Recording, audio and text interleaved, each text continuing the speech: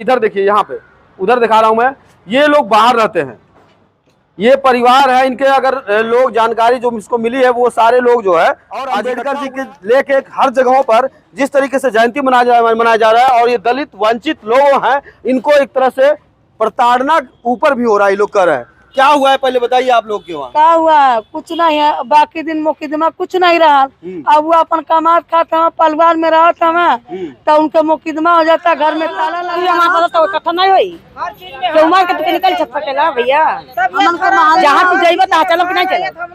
हमारे दुख से केकर घर है? हमारे देवरे घर है, रविंद्र निषाद के घर है। तू क्या कहता हूँ? रविंद्र निषाद के घर है। क्या भाई घर वहाँ पे? अका भाई बस सरकारी ताला दोनों मामले निराधार है। एक मंदिर बनवाने का और एक पारिवारिक मुकदमा। पारिवारिक मुकदमा को दिखा करके गैंगस्टर एक्ट की कार्रवाई की गई, जो कि वो गैंगस्टर एक्ट का मतलब होता है कि मतलब तमाम गैंग बना करके तमाम लोगों का को निषाद राज जयंती थी, और 4 तारीख को ही 4 बजे करीब में घर आकर के सील कर दिया गया। अच्छा, यानी कि 4 तारीख को इसको सीज किया गया, 5 तारीख को निषाद जयंती थी। तो कार्यक्रम करना था हम लोग को। यहाँ कार्यक्रम करने वाले थे आप? यहाँ पे हम लोग कार्यक्रम कर करके यहाँ पे हजारों की संख्या में हम निषाद राज मंदिर पर जाते हैं। नमस्कार दोस्तों, एक्स्ट्रा न्यूज़ लाइव में आपका स्वागत है। मैं चंदन कुमार।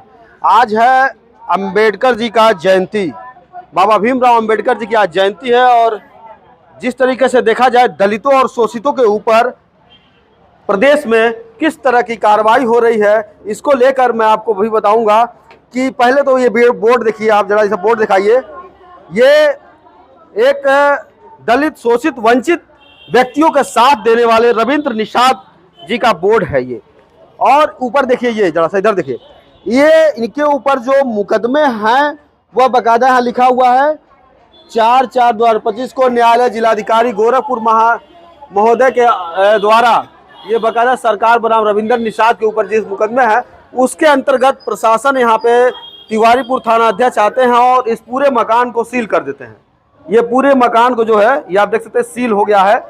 ये लोग अब कहाँ रह रहे हैं मैं वो भी बताऊंगा आपको। नीचे भी मकान इनका है, नीचे जरा दिखाई इधर से, ये नीचे वाला भी मकान जो है वो भी सील कर दिया गया है। ये नहीं है मामला, ये मकान बने हुए कम से कम हमारे ख्याल से, जब तक मैं देख रहा हूँ, 20-25 साल से ऊपर हो गया होगा। लेकिन उसके बावजूद ये जो है मकान क्यों इससे पहले नहीं सील हुआ, क्या बात थी, इससे पहले कुछ नहीं कार्रवाई हुई, अब जाके क्यों कार्रवाई हुई? इधर देखिए, यहाँ पे उधर दिखा रहा हूं मैं, ये लोग बाहर रहते हैं, ये परिवार है इनके। अगर लोग जानकारी जो इसको मिली है, वो सारे लोग जो है आज इकट्ठा हुए हैं, और आज बाबा साहब की जयंती भी है। बाबा साहब की जयंती है, दलित ओबीसी समाज के वर्ग के लोग हैं।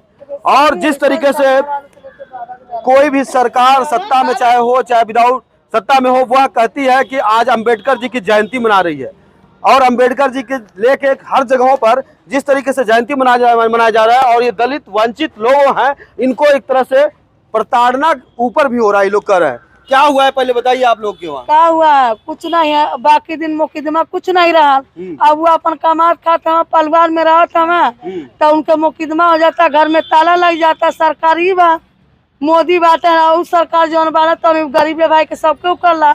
स्मैक बिकता, गाजा बिकता, कच्ची दारू बिकता, रोकना ही बाटा। अपन कमाते खाता करता रोक बाटा। तो तू लोगों ने आज कहाँ आए इकट्ठा? पहले बताओ। हमको परिवार हमारे इकट्ठा नहीं रहा, इकट्ठा नहीं हमारे तो इकट्ठा नहीं हुई तो उमर के तो निकल सकेला भैया। जहाँ तू जाइबा तहाँ चलो कि नहीं चलो। हमारे दुख से केकर घर है? रविंद्र निषाद हमारे देवरे घर है, रविंद्र निषाद के घर है। तू क्या कहता हूँ? रविंद्र निषाद के घर है। क्या भाई घर वहाँ पे? अका भाई बस सरकारी ताला लगल बा, हाँ सीज हो गई बा। डब्बू सब आके खम डब्बू आके सब मिल के आके डब्बू ताला लोग मार दिए। बताइए यहाँ पे लोग रोके, नगारा भी बजाए। तो बिल्कुल ये अभी आप लोग देख रहे हैं, ये औरतें हैं जो सुन रही थे इन लोगों औरतों की बात, जो समर्थक हैं। मैं इन्हीं से बात करता हूँ। रविंद्र निषाद जी हैं। रविंद्र जी, आप पेशे से अधिवक्ता भी हैं। इससे पहले आपके ऊपर जो मुकदमे हैं, मुकदमे क्या है, क्यों है, ये धारा जो लिखा हुआ है, ये क्यों ऐसा लिखा गया है? ये कानूनी तौर पे कुछ न कुछ तो लिखा ही है। 2017 में एक मैं मंदिर बनवाया था पंचमुखी, पूरे मोहल्ले भर से पूछ लीजिए, यही बगल में है।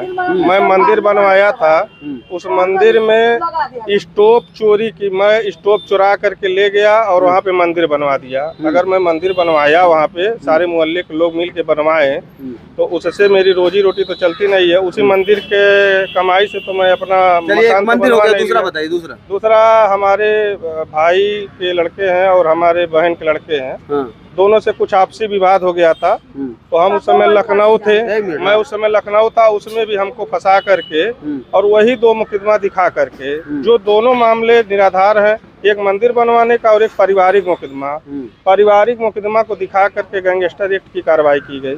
जो कि वो गैंगस्टर एक्ट का मतलब होता है कि मतलब तमाम गैंग बना करके तमाम लोगों का क्षति करना, इस तरह का कार्यकारी करना, चोरी डकैती हत्या लूट करना, तो गैंगस्टर के परिधि में आती है। और मेरा पारिवारिक मामले को लेकर के और मंदिर बनवाने के मामले को लेकर के गैंगस्टर एक्ट की कार्रवाई की गई। और उसके बाद नोटिस आई सीज करने का, तो हम लोग जवाब दिए, मगर डीएम महोदय हम लोग का सुने ही नहीं, न नोटिस का जवाब का निस्तारण किए, न कुछ किए।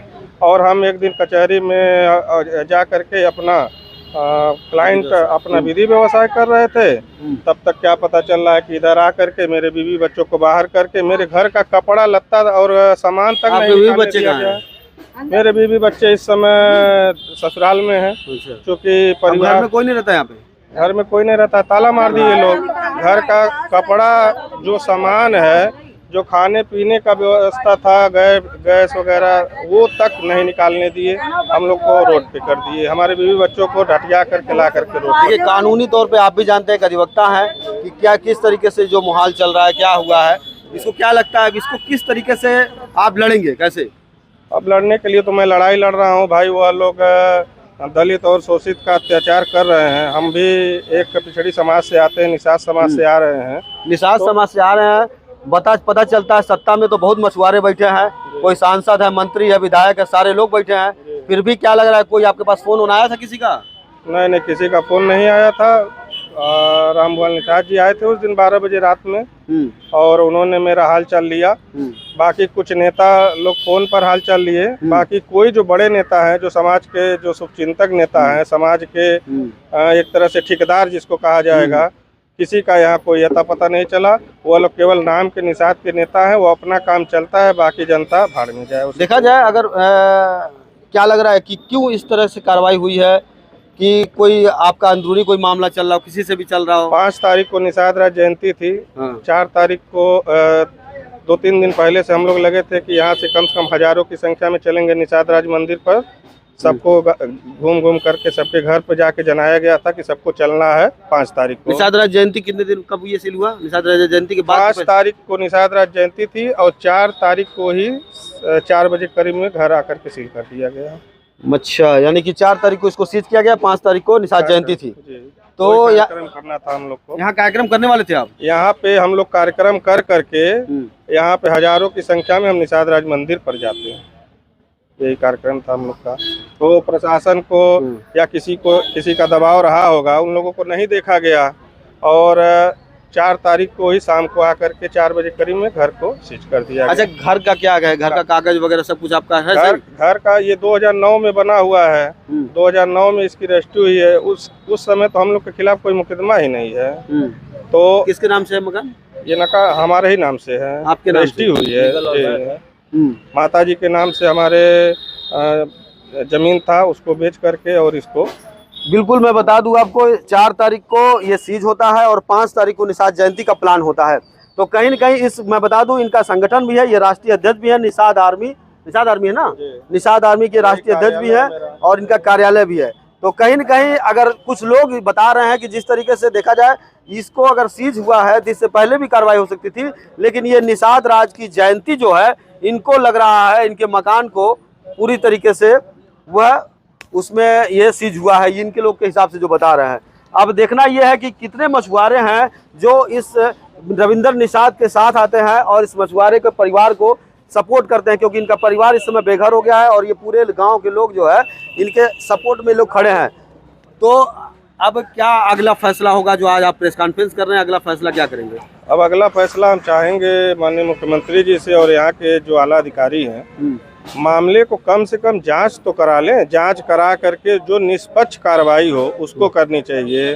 और बाकी तो हम माननीय न्यायालय के शरण में है ही, माननीय न्यायालय का जो फैसला होगा वो सर्वमान्य है। चलिए बिल्कुल, तो ये सर रविंद्र निषाद जी बकायदा इन्होंने कहा कि जो न्यायालय का फैसला होगा उसे पालन किया जाएगा, लेकिन जो विरोध करके साजिश करके करेगा उसके लिए मैं खड़ा रहूंगा। Extra news live Chandan Kumar.